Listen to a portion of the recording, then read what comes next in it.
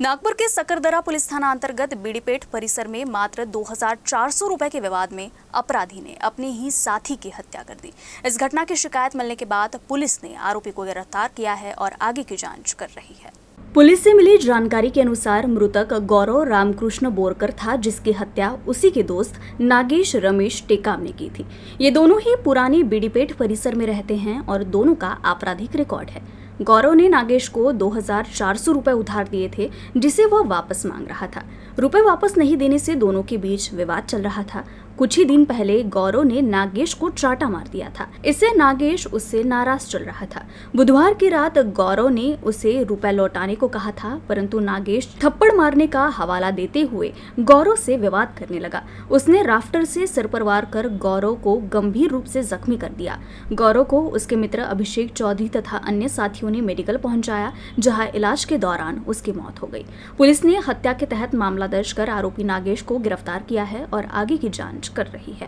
यातील बरोबर आहे। यामध्ये काल पोलिसांना गुन्हा दाखल आहे।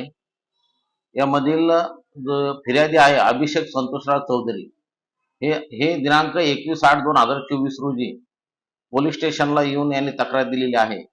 यातील आरोपी नागेश रमेशराव टेकाम वय 27 वर्ष याने जो मृतक आहे गौरव रामकृष्ण बोरकर वय 27 वर्ष याला राफ्टरने डोक्यावर मारले। त्याच्यामुळे मृतकाच्या डोक्यातून रक्त निघत असल्यामुळे फिर्यादी व त्याच्या साथीदारांनी जखमीस मेडिकल हॉस्पिटल येथे नेऊन भरती केले व त्याच्यावरून काल दिनांक 22/8/2024 रोजी पोलीस स्टेशन सकरदरा येथे 109/352 BNS प्रमाणे गुन्हा नोंद करण्यात आलेला होता।